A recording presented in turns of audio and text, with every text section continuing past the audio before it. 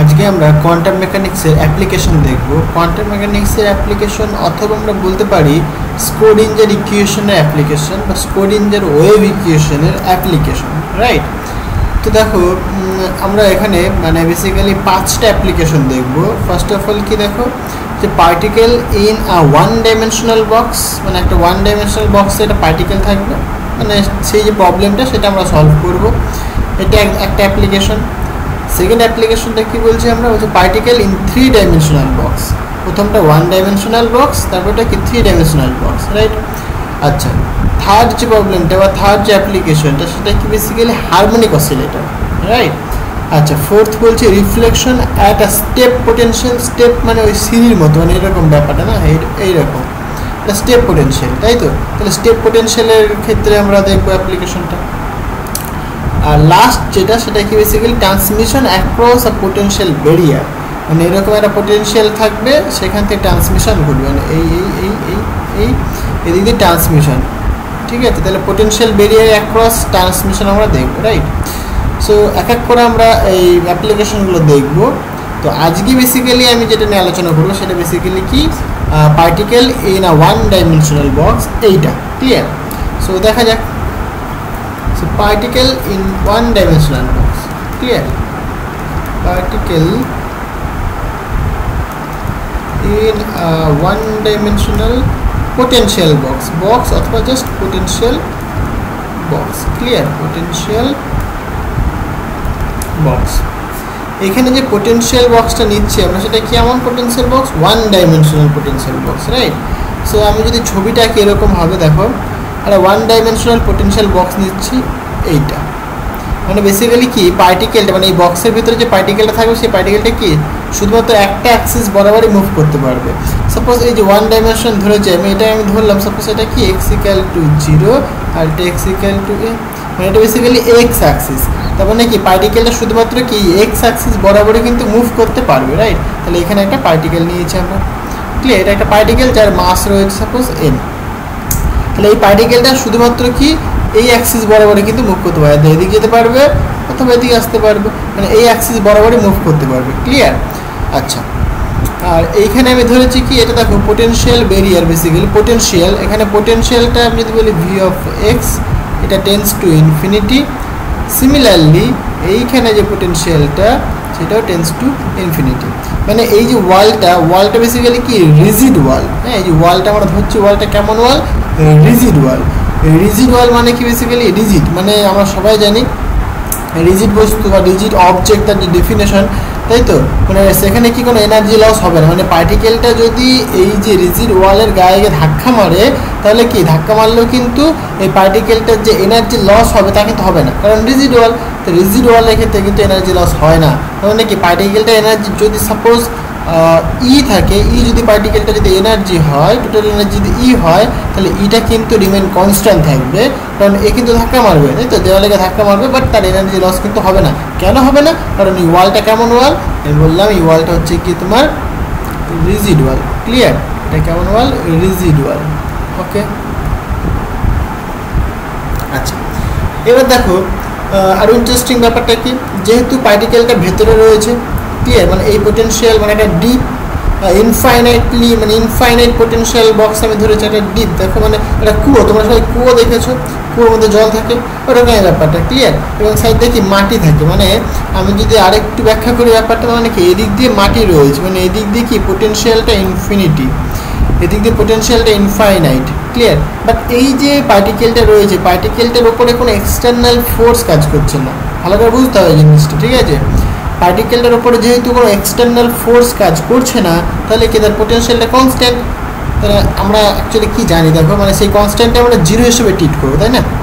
Actually force আর যে potential তার মধ্যে একটা রিলেশন রয়েছে, তোমরা সবাই জানো বেসিক্যালি। সেটা কেমন হয় বেসিক্যালি, যে এইটা, তাই তো? ফোর্স যদি আমরা লিখি মাইনাস গ্র্যাড অফ ভি, বা আরও যদি 1 ডাইমেনশনাল ফর্মে যদি লিখি তাহলে আমরা এটা লিখতে পারি minus del V del x, suppose যদি অ্যালোয়িং সাপোজ এক্স অ্যাক্সিস বরাবর, ক্লিয়ার?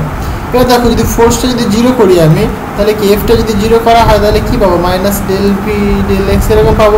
তাহলে এখান থেকে কী পাবো, V equal to constant, right? সেই কনস্ট্যান্টটাকে আমরা কি 0 হিসেবে ট্রিট করছি। ব্যাপারটা বোঝাতে পারলাম? সেই কনস্ট্যান্টটাকে আমরা কি এখানে জিরো হিসেবে ট্রিট করছি। ক্লিয়ার? তাহলে এই যে পার্টিকেলটা রয়েছে পোটেনশিয়াল বক্সটার ভিতরে, তার মানে কি পার্টিকেলটার উপরে কিন্তু কোনো ফোর্স কাজ করছে না, তাহলে আমরা বলতে পারি পার্টিকেলটার যে পোটেনশিয়াল, সেই পোটেনশিয়ালটা কত? জিরো। ক্লিয়ার? পার্টিকেলটার কি পোটেনশিয়ালটা জিরো, মানে এখানে কোনো এক্সটার্নাল ফোর্স কাজ করছে না, তাই পার্টিকেলটার potential zero. But outside the wall, মানে আমি যদি এইদিকে দেখি তাহলে এইদিকে পোটেনশিয়াল ইনফাইনাইট, এইদিকে পোটেনশিয়ালটা কি ইনফাইনাইট। দেখো এই ওয়াল থেকেই কিন্তু ইনফাইনাইট, মানে অ্যাট এক্স ইকুয়াল টু জিরোতে infinite, at x equal two এতে ইনফাইনাইট। এবং বলতে পারি এদিকটা কি, দেখো এদিকটা আমরা বলতে পারি basically at x less than zero, আর এদিকটা আমরা বলতে পারি at x greater than a. তাহলে লেস দেন জিরোতেও infinity, less than greater than এতেও ইনফিনিটি। বাট কোথায় জিরো?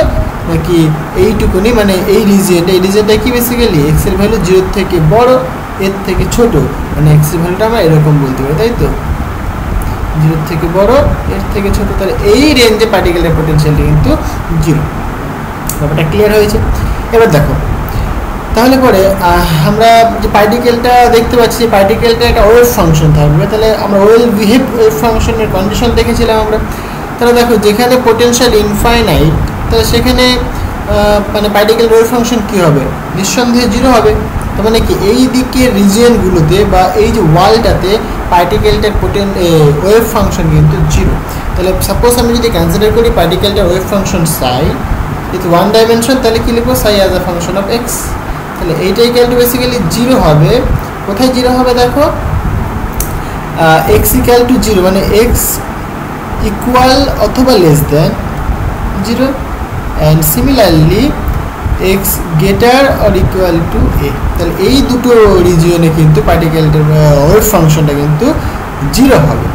আদারওয়াইজ এই যে এইটুকুনি রিজিয়নে, মানে এই যে পোটেনশিয়াল ওয়ালটা, তার যে ভেতরে পার্টিকেলটার ওয়েভ ফাংশন থাকবে। ক্লিয়ার হয়েছে ব্যাপারটা? আচ্ছা, তাহলে এই যে পার্টিকেলটা যেহেতু মুভ করছে, হ্যাঁ, তাহলে তার একটা ওয়েভ ফাংশন আমরা দেখলাম সাই রয়েছে, তাই তো? তাহলে তার ওয়েভ ফাংশনটা কেমন হবে সেটা বের করে দাও। সো ওয়েভ ফাংশন মানে এই যে পোটেনশিয়ালের ভেতরে তার ওয়েভ ফাংশন করতে হবে, সেটা বের করে দাও। ঠিক আছে? So wave function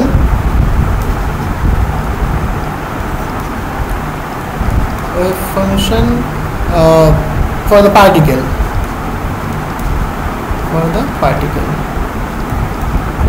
when actually inside the potential box, right? মানে কোথায়? at x 0 a, এইখানটা। ক্লিয়ার? এটা আমরা বের করবো, এটা বুঝতে পারলাম? আচ্ছা, তো দেখো আমরা সবাই স্ক্রোডিঞ্জার ইকুয়েশন জানি, রাইট? স্ক্রোডিঞ্জার ইকুয়েশন কি বলছে? So according to Schrodinger equation,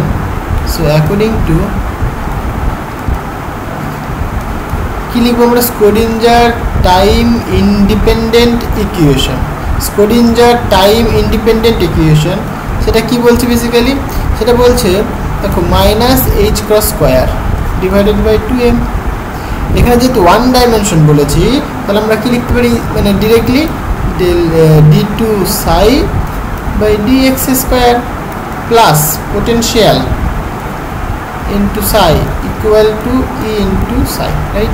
এবার দেখো ইন্টারেস্টিং ব্যাপার, আমি এই যে ইকুয়েশনটা লিখেছি, এটা কোথায় লিখেছি আমরা? ইনসাইড দ্য পোটেনশিয়াল বক্স, মানে ভেতরে। তাহলে এই ভেতরে পোটেনশিয়ালটা কত? ভেতরে পোটেনশিয়ালটা জিরো। তাহলে আমরা বলতে পারি না যে এইটুকুনি টার্ম কিন্তু অবশ্যই জিরো হবে, এইটুকুনি টার্ম কিন্তু অবশ্যই জিরো। তাহলে বেসিক্যালি যে ইকুয়েশনটা আসছে এটা কেমন আসছে সেটা আমরা বলতে পারি। সুতরাং minus h cross square divided by 2m d2 psi dx square equal to E into psi. যেহেতু টাইম ইন্ডিপেন্ডেন্ট বলেছি, তাই কি এখানে এনার্জিটা কি টাইমের উপর ডিপেন্ড করবে না, তাই জন্য আমরা এখানে এনার্জি অপারেটর ইউজ করবো না, just simple energy, constant value energy. এইটা কি বেসিক্যালি এই যে পার্টিকেলের টোটাল এনার্জি। ক্লিয়ার? আচ্ছা, তাহলে এই ইকুয়েশনটাকে একটুখানি সুন্দরভাবে লেখা যাক। দেখো তাহলে এখানে আমরা লিখতে পারি না এরকম যে d2 psi by dx square equal to, এটাকে এদিকে নিয়ে আসো, তাহলে 2m into E divided by H cross square. তাহলে মাইনাস যদি আসে তাহলে মাইনাস থাকলো, এখানে সাই পড়ে থাকলো। ক্লিয়ার? এবার এইখানে দেখো এই ইকুয়েশনটাকে আমরা এরকম লিখতে পারি না, এইটুকুনি টার্মকে আমি বাঁদিকে নিয়ে চলে আসি, তাহলে কেমন হবে দেখতে, d2 psi by dx square, তাহলে মাইনাস আছে তাহলে কী হবে, বাঁদিকে আসলে প্লাস হয়ে যাবে। So 2m into E divided by H cross square into psi that is equal to 0। Clear? এই যে 2m e by H cross square এটাকে একটা কনস্ট্যান্ট আমি কনসিডার করে নিই। ক্লিয়ার? যদি আমরা একটা কনস্ট্যান্ট ধরি তাহলে কেমন হবে দেখো, সাপোজ আমি বলছি এরকম d2 psi by dx square plus এটাকে বলতে আমি suppose k square into psi equal to 0। আচ্ছা, এই ইকুয়েশনটা ভালো করে দেখো, একটু চেনা চেনা লাগছে না? এটা কিসের ইকুয়েশন? এটা সিম্পল হারমোনিক মোশনের ইকুয়েশন নয় কি? তাহলে এখানে আমরা পুট করেছি where k square equal to 2 into m into E divided by H cross square or k equal to root over of 2m e divided by h cross square। Clear? এটা আমরা পাচ্ছি। তাহলে এইখানে দেখো এই যে ইকুয়েশনটা কেমন ইকুয়েশনটা কিন্তু একটা সিম্পল হারমোনিক মোশনের ইকুয়েশন, তাই না? This is the equation of SHM, মানে সিম্পল হারমোনিক মোশন। ক্লিয়ার? তাহলে এটা একটা কি সিম্পল হারমোনিক মোশনের ইকুয়েশন। তাহলে সিম্পল হারমোনিক মোশনের ইকুয়েশনের সলিউশন আমরা সবাই জানি, তাই তো? তাহলে সলিউশনটা কেমন হবে দেখো। আচ্ছা, সো উই নো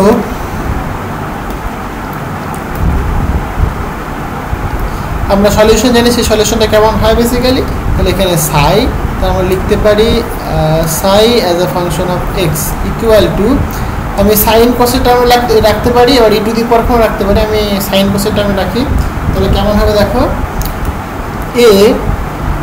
আমরা বলতে পারি এখানে সাইন, দেখো এখানে কি লিখেছি আমরা, তাহলে কী হবে k into x plus B cosine k into x. Clear? তাহলে এটা হচ্ছে কি সলিউশন। হ্যাঁ, এটা কি basically we know the solution, লিখে দিই এখানে, we know the solution of SHM, সেটা কত, এইটা।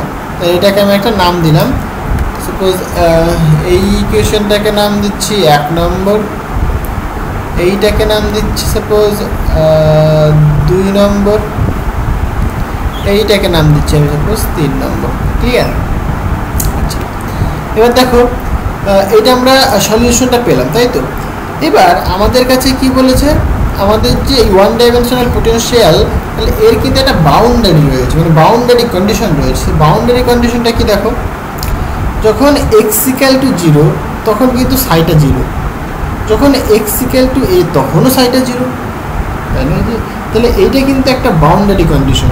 তাহলে এইখানে দেখো, তাহলে এই যে a আর b এরা কি আরবিটারি কনস্ট্যান্ট, হায়ার, তাহলে এখানে আমরা বলতে পারি higher a and b are the arbitrary constant, right? Arbitrary constant, তার মানে কি এর ভ্যালু যা খুশি হতে পারে, রাইট? আচ্ছা, এইবার তাহলে আমি এখনই বললাম, তাহলে বাউন্ডারি কন্ডিশন, তাহলে if we apply the boundary condition, so boundary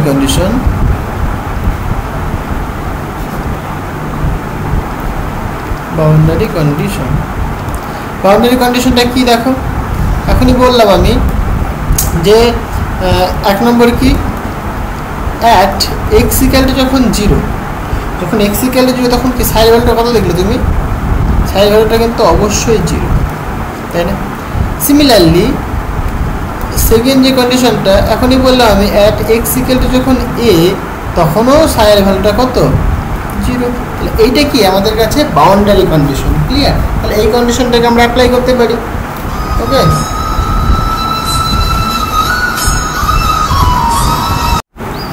তাহলে এই বাউন্ডারি কন্ডিশনগুলোকে যদি আমরা অ্যাপ্লাই করি, এই যে সলিউশনটা পেলাম আমরা, এই সলিউশনটা যদি আমরা বাউন্ডারি কন্ডিশনগুলো অ্যাপ্লাই করি তাহলে কেমন হবে সেটা দেখা যাবে। ক্লিয়ার? তো ফার্স্ট অফ অল আমি অ্যাপ্লাই করছি প্রথম, মানে ফার্স্ট বাউন্ডারি কন্ডিশন। সো আমরা লিখতে পারি if we apply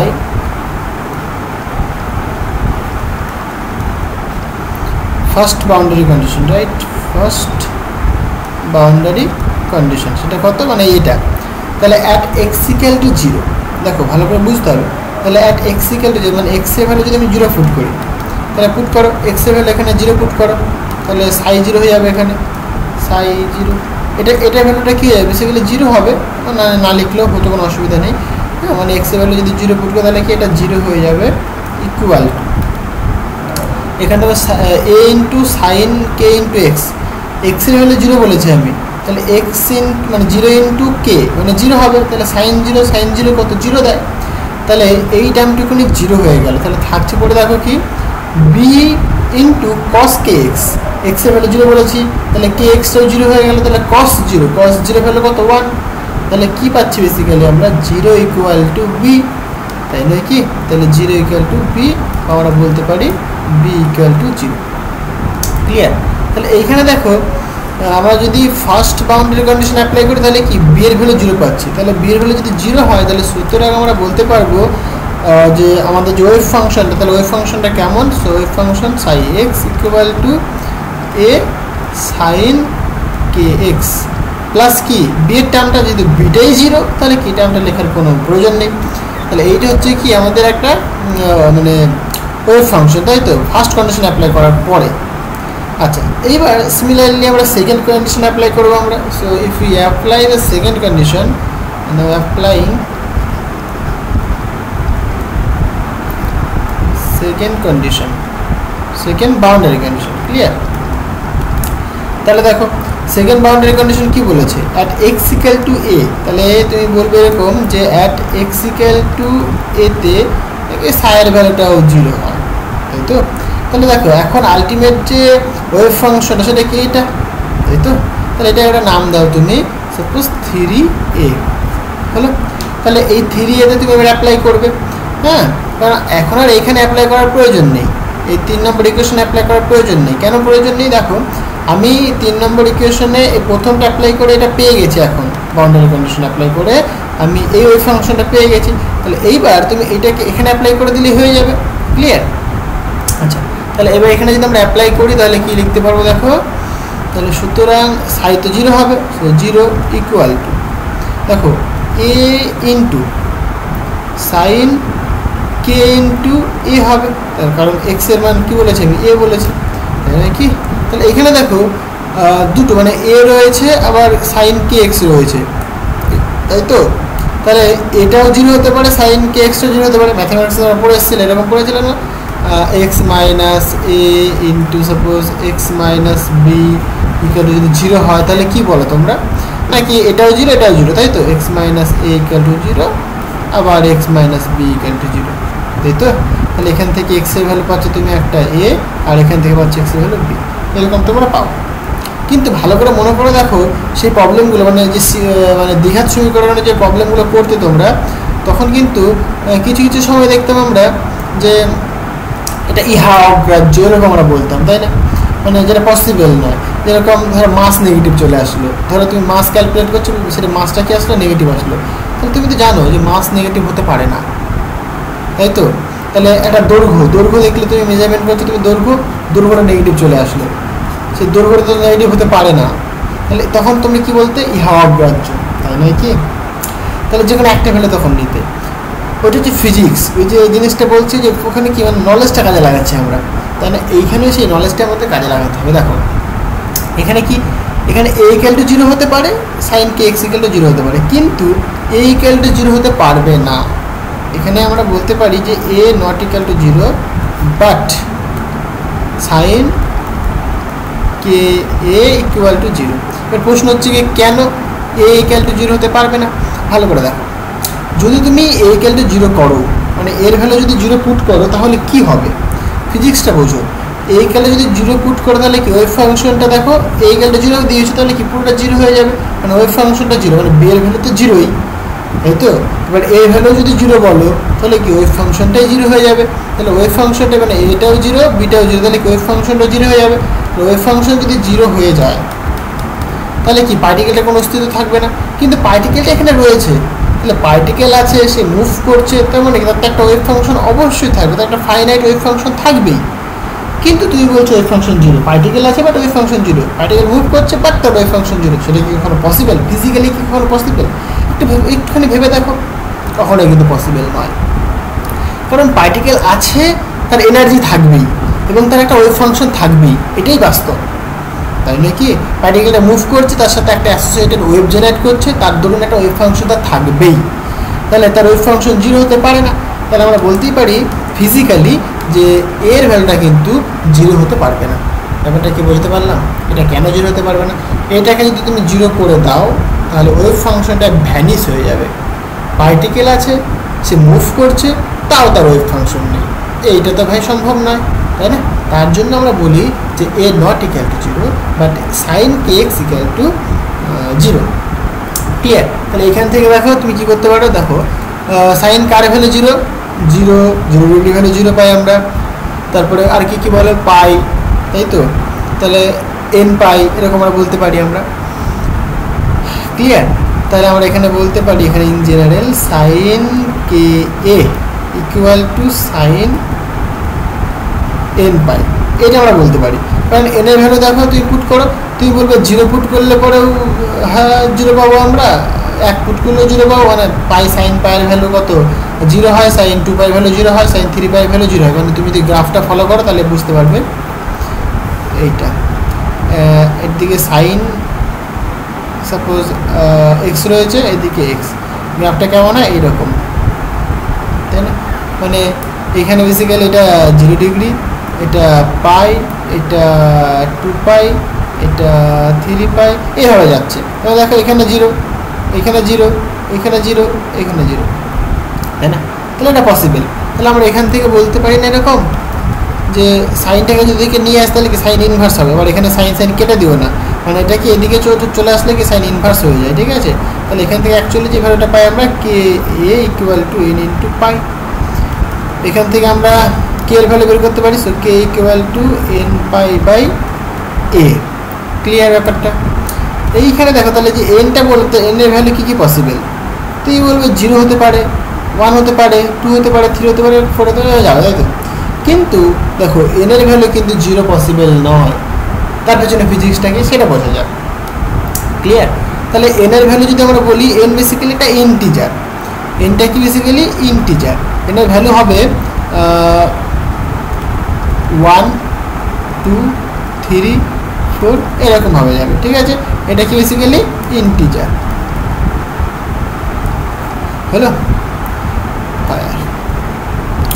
এর প্রশ্ন হচ্ছে কি এন ইকুয়াল টু জিরো কেন লিখলাম না? এখানে দেখতে পাচ্ছি এন ইকুয়াল টু জিরো হতে পারে। দেখো ফিজিক্যালি বা ফিজিক্সটা যদি তুমি বোঝার চেষ্টা করো তাহলে দেখতে পাবে যে এন এর ভ্যালু যদি জিরো পুট করো তাহলে কত বড় সমস্যা হবে। দেখো কে মানে আমরা আগে ধরে রেখেছিলাম, কে মানে কি ধরেছিলাম, এইখানে দেখাও, কে মানে আমরা ধরেছিলাম না এটা যে k equal to root over of 2 into M into e by H cross square. দেখো কে এর ভ্যালু যদি জিরো হয়, কে এর ভ্যালু যদি জিরো পুট করো তাহলে কি এই এনার্জি মানে ই এর ভ্যালুটাও জিরো হয়ে যাবে, তাই নয় কি? সিম্পল, কে এর ভ্যালু জিরো পুট করে দাও তাহলে কি এই 2 into M into h cross ধরলাম কনস্ট্যান্ট, তাহলে কি এটা জিরো হয়ে যাবে। তাহলে পার্টিকেল এই বক্সের মধ্যে এক্সিস্ট করছে, তাও আমি বলছি পার্টিকেলটি এনার্জি জিরো, সেটা কি কখনো সম্ভব? মানে আমি এখানে এক্সিস্ট করছি বাট আমার এনার্জি জিরো, সেটা কি কখনো সম্ভব? সম্ভব না। মানে পার্টিকেল আছে তার মানে তার এনার্জি রয়েছে, বাস্তব জিনিস বুঝতে হবে। মানে পার্টিকেল যেহেতু এখানে রয়েছে, মানে আমি এখানে যদি প্রেজেন্ট রয়েছি তার মানে কি আমার এনার্জি রয়েছে, তাই নয় কি? তাহলে পার্টিকেল এখানে মুভ করছে আবার, তার মানে কি তার এনার্জি তো অবশ্যই আছে। তাহলে এন এর মান যদি জিরো পুট করি তাহলে কি কে এর ভ্যালু জিরো হয়ে যাবে এবং তার সাথে কে এর ভ্যালু জিরো হলে পরে ই এর ভ্যালু মানে এনার্জি ভ্যালু জিরো হয়ে যাবে। তাই এটা তো কখনো সম্ভব নয়, কারণ পার্টিকেল যেহেতু রয়েছে তবে তার একটা এনার্জি থাকবেই, সিম্পল, তাই না? তাহলে এখান থেকে আমরা ফিজিক্যালি বুঝতে পারছি যে কে এন এর ভ্যালুটা জিরো হতে পারবে না। যদি এন এর ভ্যালু জিরো হয়, মানে আমি যদি এরকম লিখি এখানে if N equal to zero, তাহলে কি হবে? কে ইকুয়াল টু জিরো হবে, দেন equal to 0 পাবো আমরা। this is not possible, this is not possible, not possible,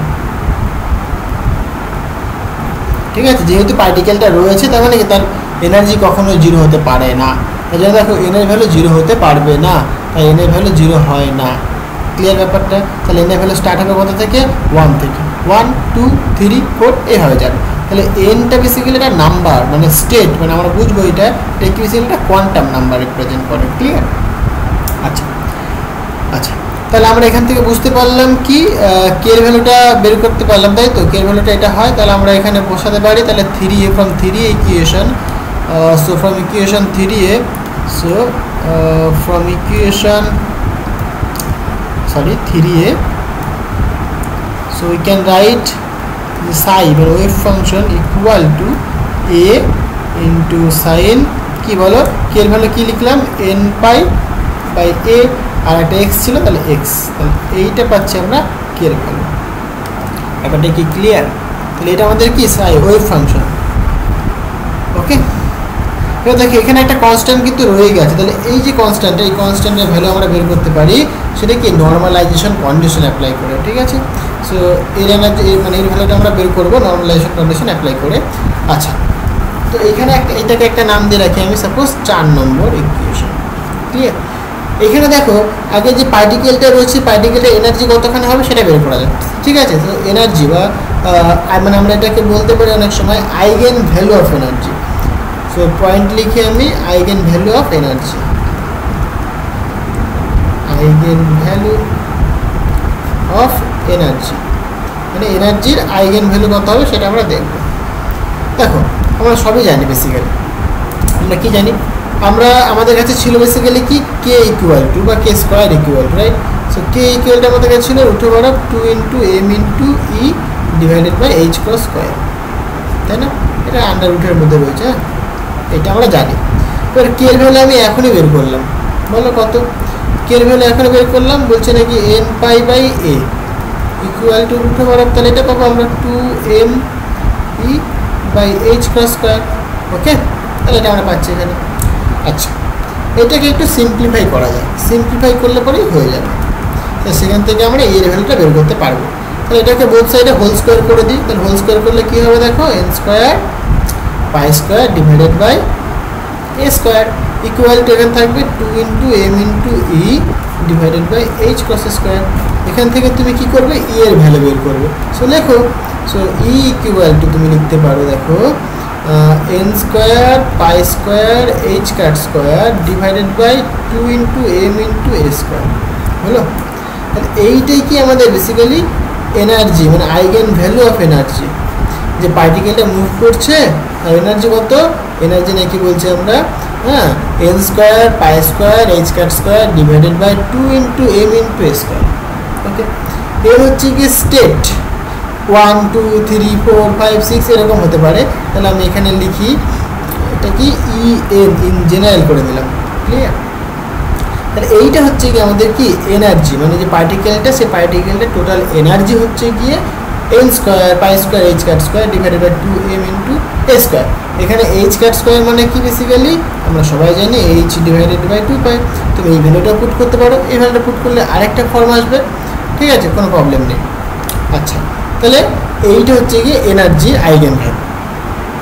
তাহলে এইখানে দেখো, এখানে কিছু জিনিস দেখা যায়, যদি দেখো এন এর ভ্যালু কিন্তু 0 হতে পারে না। এন এর ভ্যালু 0 হলে কি হবে, এনার্জিটা 0 হয়ে যাবে, সেটা পসিবল নয়। তাহলে কি হতে পারে, এন এর ভ্যালু 1 হতে পারে, 2 হতে পারে, 3 হতে পারে, 4 হতে পারে, এই হয়ে যায়, তাই তো? মানে এন এর ভ্যালুটা এখানে যদি আমি লিখি 1 2 3 4 এইভাবে যাচ্ছে, সো চলছে।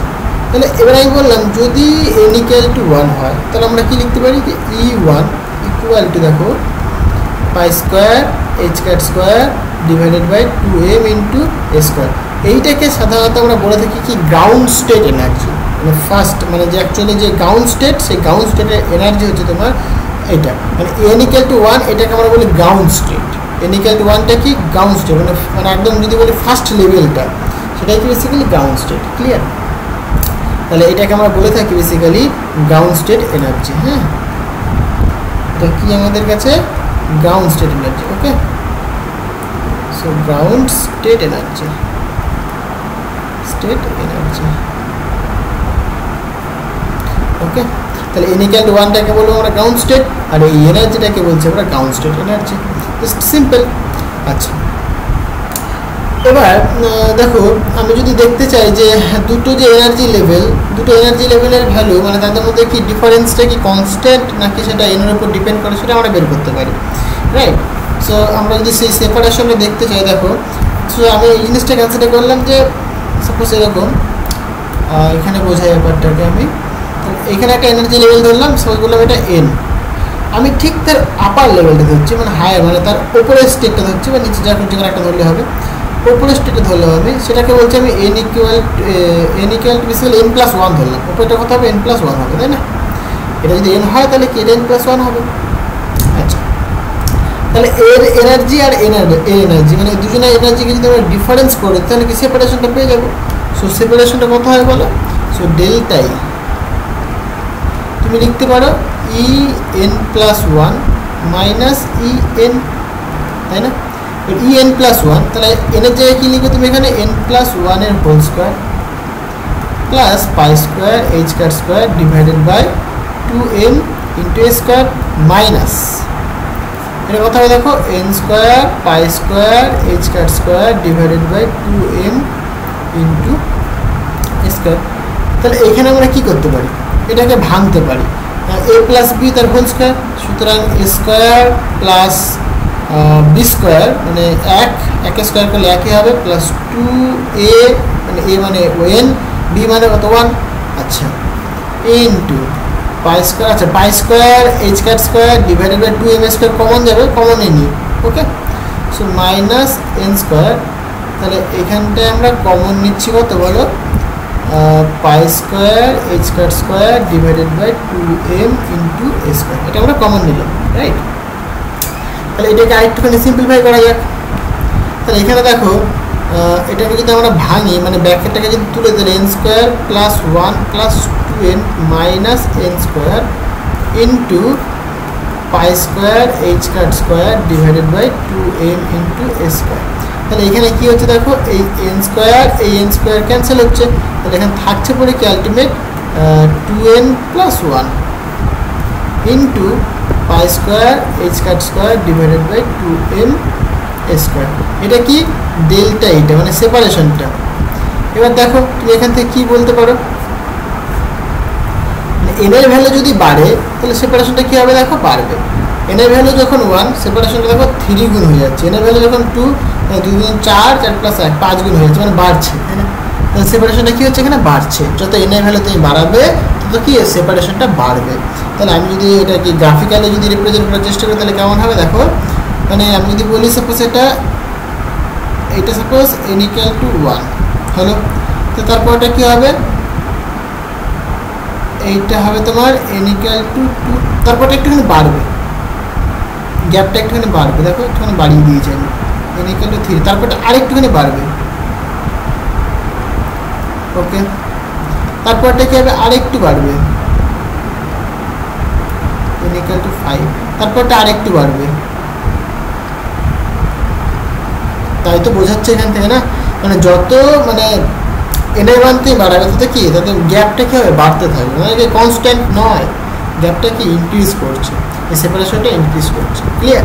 তাহলে এইটা হচ্ছে কি আমাদের এনার্জি স্টেট, এটাকে বলি আমরা গ্রাউন্ড স্টেট, এটাকে বলি আমরা ফার্স্ট এক্সাইটেড স্টেট, এটাকে বলি আমরা সেকেন্ড এক্সাইটেড স্টেট, এটাকে থার্ড ফোর্থ ফিফথ এরকমভাবে যাচ্ছে, clear.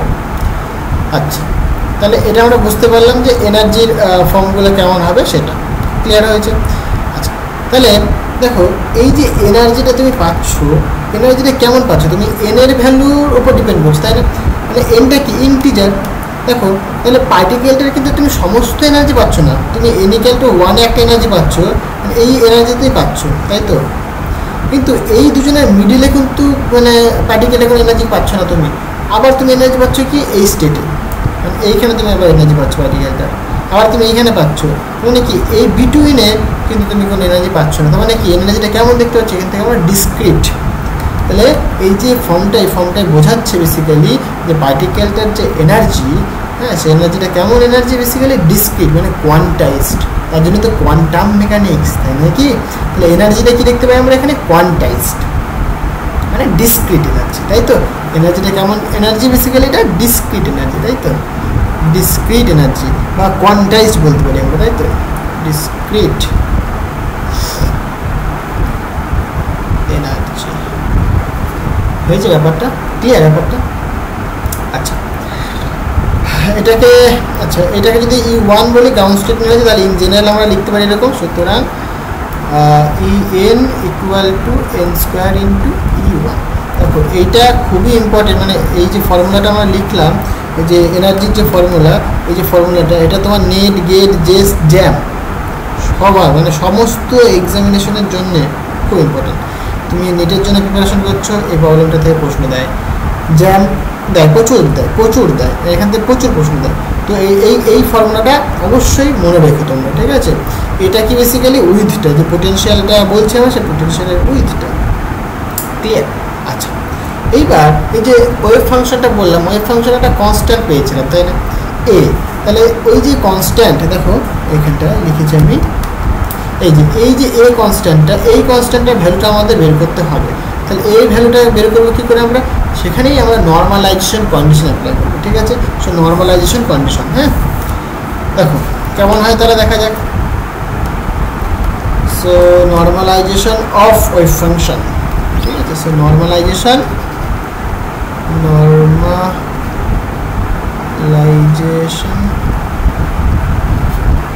Of wave function, okay? মানে বেসিক্যালি নর্মালাইজেশন কন্ডিশন আমি এখানে অ্যাপ্লাই করছি, রাইট? দেখো পার্টিকেলটা কোথায় রয়েছে? ওয়ান ডাইমেনশনাল বক্সে রয়েছে, তাই না? মানে পার্টিকেলটা এইখানে রয়েছে,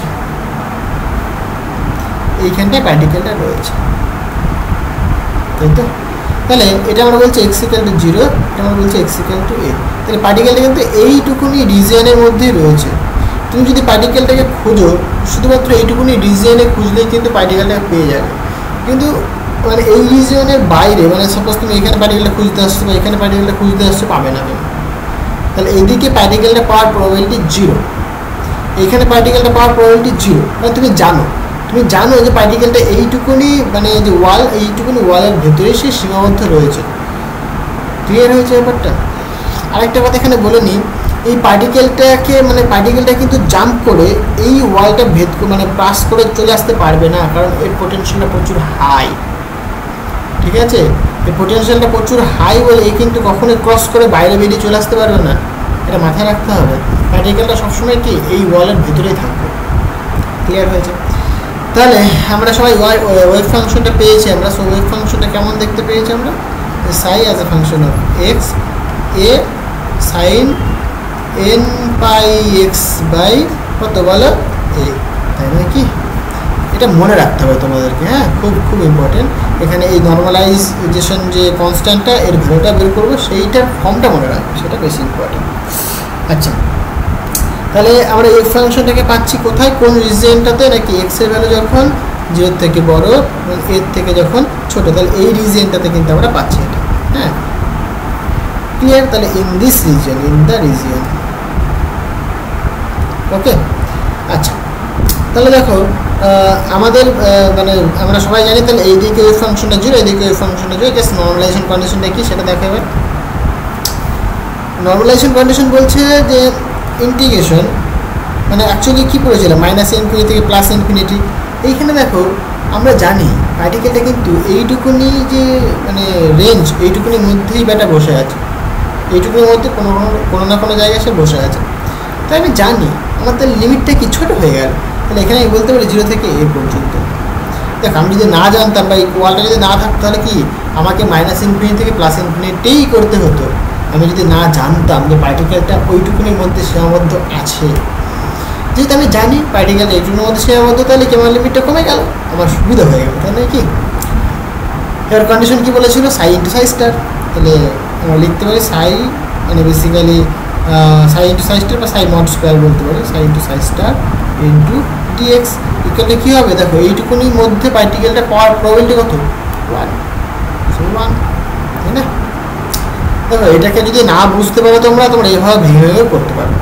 বুঝিয়ে দিই, -∞ থেকে +∞, সাই into psi star dx equal to 1। এটাই তো মানে নর্মালাইজেশন কন্ডিশন। এখানে তুমি ভাঙো এবার, তাহলে -∞ থেকে 0 পর্যন্ত আসবে তুমি। সো মাইনাস ইনফিনিটি থেকে 0 পর্যন্ত আসবো আমি sine two psi star into d x plus এবার 0 থেকে এ পর্যন্ত আসবো, আমি লিমিটটা ভাঙছি, মানে এদিকে ধরো মাইনাস ইনফিনিটি রয়েছে, মাইনাস ইনফিনিটি থেকে 0 পর্যন্ত এলাম, 0 থেকে এ পর্যন্ত এলাম, এ থেকে আবার ইনফিনিটি পর্যন্ত যাবো আমি, মানে আমি জাস্ট কয়েকটা পার্টে ভেঙে দিলাম এই টোটাল যে ইন্টিগ্রেশনটাকে, এটাকে কয়েকটা পার্টে ভেঙে নিয়ে আসলাম, ঠিক আছে। তাহলে এটা আমরা বলতে পারি sine two psi star into d x plus similarly তাহলে এ থেকে ইনফিনিটি পর্যন্ত যাব আবার একই রকমভাবে, মানে mod psi square into dx equal to 1, right.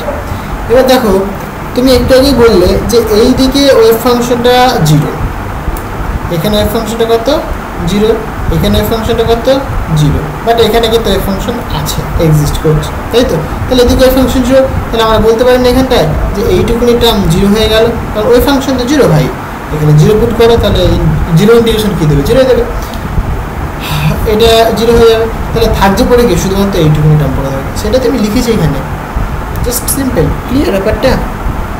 আচ্ছা, তাহলে এটাকে দেখো ক্যালকুলেশন করা যাক। তাহলে এখান থেকে আমরা কী বলতে পারি, আচ্ছা লিমিটটা 0 থেকে এ পর্যন্ত, তাহলে সাই মানে বলেছে A into sine N pi x by A, আবার সাই স্টার মানে এটাই হবে, তাই না, কারণ এখানে কমপ্লেক্স নাম্বার নেই, ইমাজিনারি নাম্বার নেই, তাহলে আমার কোনো দরকার নেই, মানে যেটাই থাকবে বেসিক্যালি, তাহলে আবার লিখতে পারি আমি এ ইন্টু এটা, তার মানে বেসিক্যালি হোল স্কোয়ার বলতে পারি, তাই তো। তাহলে এর হোল স্কোয়ার মানে এটা স্কোয়ার হবে, আর এখানে কি এটা স্কোয়ার হবে, আবার এটা কি বলতে পারলাম, তাহলে into dx equal to 1, just simple, clear. তাহলে এখান থেকে এটাকে জাস্ট একটু সিম্পলিফাই করো, তাহলে হয়ে যাবে। তাহলে এ স্কোয়ারটা কনস্ট্যান্ট, মানে ইন্ডিপেন্ডেন্ট অফ ইন্টিগ্রেশন, সো আমরা এটাকে বাইরে নিয়ে আসতে পারি ইন্টিগ্রেশনের, সো এখানে আমরা লিখতে পারি 0 টু এ। এবার দেখো এইটাকে একটা কায়দা করা যাক, তাহলে কী করে আমি এখানে 2 দিয়ে মাল্টিপ্লাই করি, তাহলে একটা সূত্রে চলে আসবে n by x by a into d x, তাহলে 2 দিয়ে মাল্টিপ্লাই করেছি, আমাদের ভাগ করতে হবে, তাহলে ভাগ করে দিলাম ইকুয়াল টু 1, ক্লিয়ার।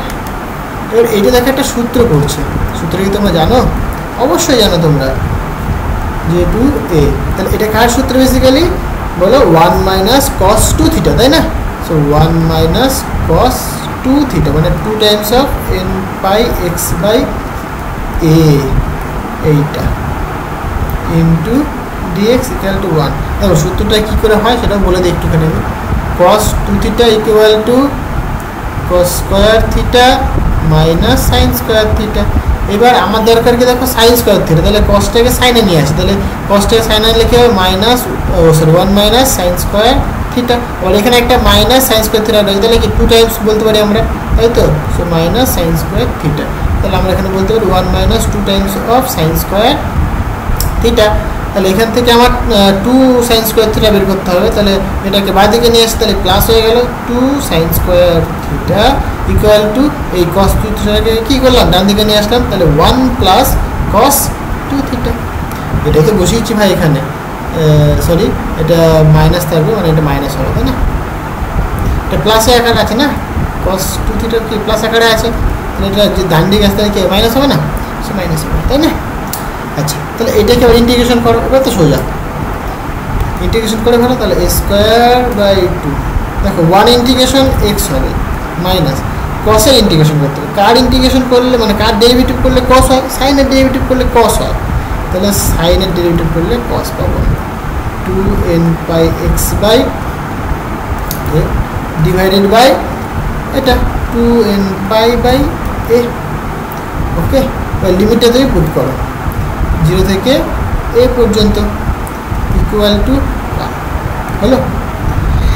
এবার দেখো এবার লিমিটগুলো পুট করে দাও, তাহলেই হয়ে যাবে। সো লিমিট পুট করলে কি পাবো আমরা basically, okay, so a square by 2, এখানে দেখো upper limit minus lower limit বসাই, তাহলে আপার লিমিট এ বসালাম মাইনাস আপার লিমিট কোথায় বসাচ্ছি, তাহলে দেখো সাইন, আচ্ছা এখানে আমরা বলতে পারি না এরকম A by 2n pi into, দেখো sine 2n pi into A divided by A, তাহলে এ কেটে গেল, তাহলে 2n পাই, এন এর মান তো ইন্টিজার, তাহলে দেখো 2 দিয়ে যাকেই মাল্টিপ্লাই করো না কেন সেটা কি পজিটিভ দেবে, মানে ইভেন দেবে, তাহলে ইভেন ইন্টু পাই সেটা কি 0, তাহলে এখানে কিন্তু 0 পাচ্ছি আমরা, হলো মাইনাস ল লিমিট, তাহলে 0 হলো এখানে, এখানে কত 0 হলো, ক্লিয়ার। আর এখানে পুট করে দেখো, তাহলে 0, ওকে, তাহলে সাইন 0 মানে 0, তাহলে আবার 0, তাহলে 0 লেখার কোনো দরকার নেই, তাহলে এটা পাচ্ছি আমরা আলটিমেট। ওকে, এখান থেকে তুমি দেখো তাহলে বলতে পারো a²/2 into a equal to 1, তাহলে এখান থেকে তুমি কি বলবে যে a² equal to 2/a, so a equal two √2/a। This is important, clear. তাহলে এইটা হচ্ছে কি নর্মালাইজেশন কনস্ট্যান্ট, এটাকে আমরা বলে থাকি কি বেসিক্যালি নর্মালাইজেশন বা নর্মালাইজড কনস্ট্যান্ট, ঠিক আছে, নর্মালাইজড কনস্ট্যান্ট, নর্মালাইজেশন কনস্ট্যান্ট অথবা নর্মালাইজড কনস্ট্যান্টও বলা হয়ে থাকে। তাহলে আমরা সুতরাং বলতে পারি যে ওয়েভ ফাংশনটা কেমন হবে, সুতরাং wave function will be Sai as a function of x, তাহলে এর ভ্যালু বসাবো এখানে √2/a, হ্যাঁ, এখানে সাইন nπx/a, তাহলে এইটা হচ্ছে কি তোমার ওয়েভ ফাংশন, কি একটা পার্টিকেল, যে পার্টিকেলটা কি 1 ডাইমেনশনাল বক্সে রয়েছে, তাহলে এটা তোমাকে মনে রাখতে হবে। তাহলে ওয়েভ ফাংশনটা মনে রাখবে প্লাস এনার্জিটা মনে রাখবে, ক্লিয়ার। এটা আই থিঙ্ক 6 নম্বর ইকুয়েশন হবে, হ্যাঁ। আচ্ছা, তাহলে ওয়েভ ফাংশন কী করে বের করে আমরা দেখতে পেলাম। আচ্ছা, এবার দেখো যদি আমরা এই ওয়েভ ফাংশনের গ্রাফটা দেখি কেমন হবে, তাহলে গ্রাফটা দেখা যাক, হ্যাঁ। সো দেখো যদি গ্রাফিক্যাল রিপ্রেজেন্টেশন দেখাই এইরকম হবে, তাই না, এটাকে, আচ্ছা ঠিক আছে, অসুবিধা নেই। তাহলে কি দেখো, এইটা এক্স অ্যাক্স, এটা পোটেনশিয়াল, তাই তো, এদিকে আমি সেবার সাই প্লট করব, ওয়েভ ফাংশন সাই, আর এদিকটা x = 0, এদিকটা x = a। তাহলে প্রথমে কি বলেছে দেখো, প্রথমে যদি আমি n এর ভ্যালু যদি 1 পুট করি, তাহলে দেখো এখানে n এর ভ্যালু 1 পুট করো, তাহলে কি হবে এখানে, মানে সরি n এর ভ্যালু বলছি, সরি, হ্যাঁ n এর ভ্যালু যদি 1 পুট করে মানে কি প্রথম মানে ফার্স্ট মানে গ্রাউন্ড স্টেটের কথা যদি বলি আমি, তাই তো, মানে n এর ভ্যালু যদি 1 পুট করি তাহলে গ্রাউন্ড স্টেটের কথা বলছি আমি, তাই তো। তাহলে সেখানে দেখো বেসিক্যালি কি পাবো আমরা, এইরকম একটা কিন্তু গ্রাফ পাবো, যেখানে দুটো নোড পয়েন্ট পাবো আমরা, একটা x = 0-তে, একটা x = a-তে নোড পয়েন্ট পাবো আমরা, ক্লিয়ার। সিমিলারলি তুমি যদি এইরকম করো, দেখো এখানে পুট করো তুমি n এর ভ্যালু 1 পুট করো, মানে গ্রাউন্ড স্টেটের কথা ভাবো তুমি, তাহলে এখানে তুমি দেখো সাইন nx/a, তাই তো। তাহলে x এর কোন কোন ভ্যালুর জন্য, x এর কোন কোন ভ্যালুতে ওয়েভ ফাংশনটা ভ্যানিশ করে যাচ্ছে, বা তুমি এরকম ভাবতে পারো x এর কোন ভ্যালুতে ওয়েভ ফাংশনটা ম্যাক্সিমাম হচ্ছে, তাই নয় কি। তাহলে দেখো ওয়েভ ফাংশনটা কোথায় ম্যাক্সিমাম হচ্ছে, বেসিক্যালি এই π/2-তে, মানে x = হাফ, মানে a/2। তাহলে x = যখন তুমি a/2 এখানে পুট করবে, x যখন a/2 পুট করবে, তখন কি দেখতে হবে তুমি, ওয়েভ ফাংশনটা ম্যাক্সিমাম, দেখো এখানে তুমি ম্যাক্সিমামটা পাচ্ছ। ওটা কি বোঝাতে পারলাম আমি, মানে এর গল্পটা কেমন এরকম, মানে ψ1, ওকে, √2/a, এখানে সাইন πx/a। এবার আমি বললাম যে x এর ভ্যালু যখন মানে a/2 হয়ে, মানে x এর ভ্যালু যখন a/2, তখন কি হচ্ছে দেখো, তাহলে সাইন আমরা লিখতে পারি এরকম, সাইন পাই a/2 ইন্টু আবার a, তাহলে a কাটলে তাহলে কি সাইন π/2, সাইন π/2 মানে কি 1, তাহলে ম্যাক্সিমাম পাচ্ছি আমরা, হলো। সিমিলারলি একই রকমভাবে তুমি কী করবে, n এর ভ্যালু 2 পুট করবে, না এটা কি n = 1, এটা বেসিক্যালি n = 1, এটা n = 2, তারপর যদি আমি আরেকটা দেখাই তাহলে সেটা কি n = 3, এইটা হচ্ছে তোমার n = সাপোজ 3, ক্লিয়ার। এখানে হয়তো এনার্জি গ্যাপটা ছোটো বড় দেখতে পাচ্ছ তুমি, এটা মানে কনসিডার করো না, আমার ছবি আঁকাটা একটু গন্ডগোল হচ্ছে তাই, ঠিক আছে। আর ইন জেনারেল কিন্তু এটা ওপরে হবে, একটু বড় হবে, তাই তো, কারণ দেখতেই পেয়েছো এনার্জি গ্যাপটা আস্তে আস্তে বাড়ে, এর ভ্যালু যত বাড়তে থাকে। আচ্ছা, এবার যদি এর মান যদি তুমি 2 পুট করো, মানে যদি ফার্স্ট এক্সাইটেড স্টেট যদি দেখো, তাহলে এখানে 2 হবে, তখন x এর কোন ভ্যালুর জন্য ম্যাক্সিমাম পাবে তুমি, সেটা যদি ক্যালকুলেট করো তুমি দেখতে পাবে যে এইটা হবে,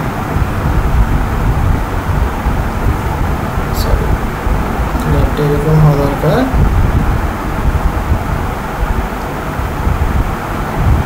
এইরকম, তাই না? তুমি বসাবে, এই 3টে নোট পয়েন্ট পাবে তুমি। এটা একটা এক্স ইকুয়াল টু 0-তে, একটা এক্স ইকুয়াল টু a/2-তে, একটা কি এক্স ইকুয়াল টু a-তে। তুমি 3টে নোট পয়েন্ট পাবে, ঠিক আছে? একই রকমভাবে এর ক্ষেত্রে কেমন হবে? এর ক্ষেত্রে ঠিক এরকমই হবে।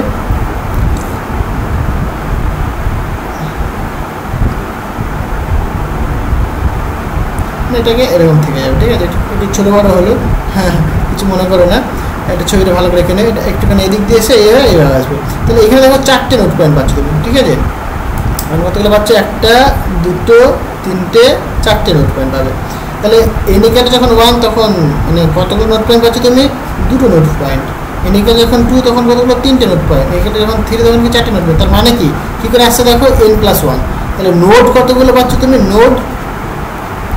নোট পাচ্ছ তুমি বেসিক্যালি n+1। ক্লিয়ার হয়েছে? এবং অ্যান্টিনোট কতগুলো পাচ্ছ তুমি দেখো, অ্যান্টিনোট দেখো যতগুলো তোমার এন এর ভ্যালু সেটাই অ্যান্টিনোট। তাহলে এন হচ্ছে তোমার অ্যান্টিনোট। তাহলে এইটুকুনি কিন্তু ইম্পর্টেন্ট, ঠিক আছে? ওকে, তাহলে নোট পাচ্ছ n+1 আর অ্যান্টিনোট পাচ্ছ n। ওকে, তাহলে এইভাবে কিন্তু আমরা করতে পারি। হ্যাঁ, আজকে এই পর্যন্তই থাক, দেখা হবে নেক্সট ভিডিওতে। এটার আর এক্সটেনশন করবো আমরা, অর্থোগোনালিটি কন্ডিশন দেখবো। হ্যাঁ, ঠিক আছে? তারপরে আমরা বেসিক্যালি দেখবো যে কী করে মোমেন্টাম বের করা যায়। তারপরে এই যে পার্টিকেলটা রয়েছে যে 1 ডাইমেনশনাল বক্সে, হ্যাঁ পার্টিকেলটা মানে অ্যাকচুয়ালি কোথায় পাওয়ার প্রবাবিলিটি বেশি, সেই জিনিসগুলো নিয়ে আলোচনা করবো নেক্সট ভিডিওতে, ঠিক আছে? আজকে এই পর্যন্তই থাক, দেখা হবে নেক্সট ভিডিওতে। Thank you.